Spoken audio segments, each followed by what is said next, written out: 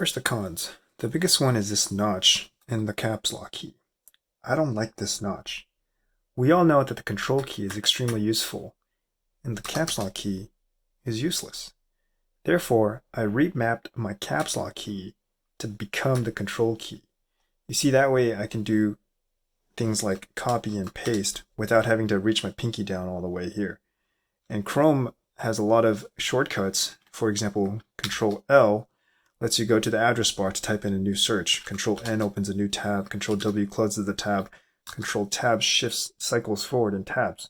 So all this is to say is that the control key is extremely useful and the caps lock key is not. And unless you're some weirdo who uses their palm to hit the control button like this to do your Control C, Control V, if you haven't remapped your caps lock key to become the control key, your pinky's probably fucked. Anyway, that's why this notch really cramps my style. And I don't, the reason is because I don't like it that my pinky has to cross that extra little distance in order to hit now the control key. So the first thing I wanted to do was flip this key around to see if I can cover up this notch. So I proceeded to do that by just taking this out. And easily these keys come off just like that and putting it here.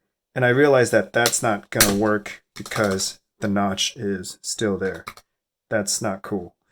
Then I took apart the shift key to see if I can maybe fill the gap.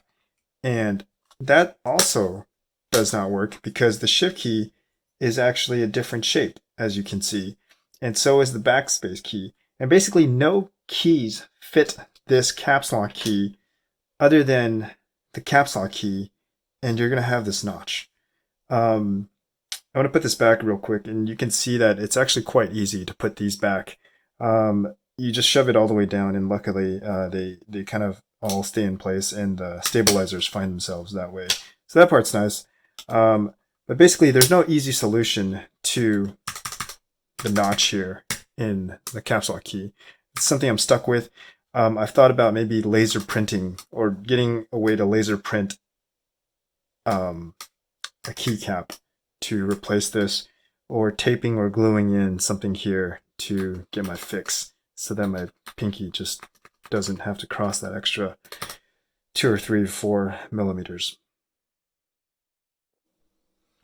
So one of my favorite things about this keyboard are actually the media keys.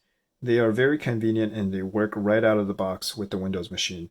The fact that I can just push a button to start whatever song I had left off on, push back, change songs, volume up, volume down, volume down. Everything works pretty well. Some people don't like the feel of this wheel because there's no resistance, and you're not sure how much you're spinning, but it's fine. It doesn't like go off and spin like crazy. You actually have a decent amount of control there.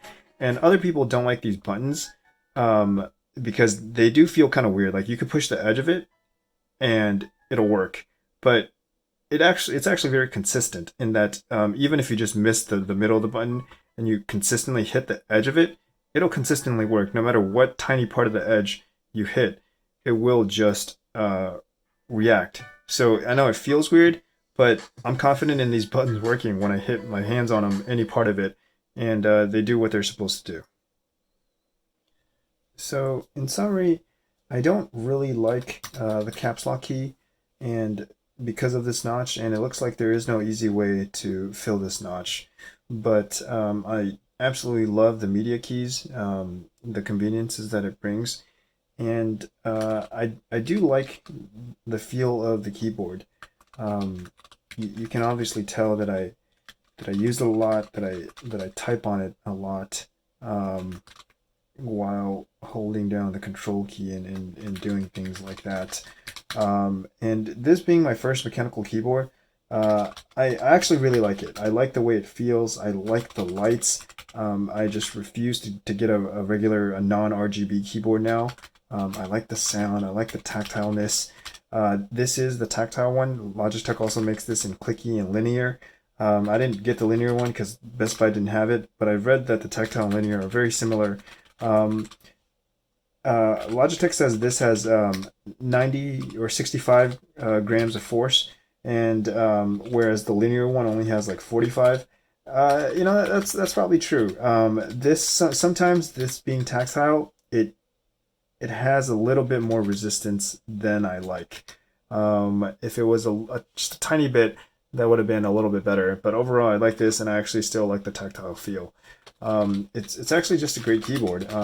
It actually motivates me to type more. Like when I wake up and have that caffeine, and I'm ready to crank out work.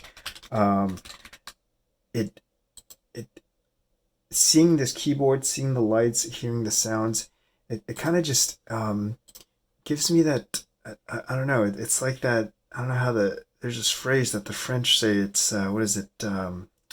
Makes me what is it? Or I think in English it's that. Jizz in my pants. Yeah, that one. That one. But of course, it's much cleaner, much more wholesome, and much more productive. So thanks for watching, and hope this was informative.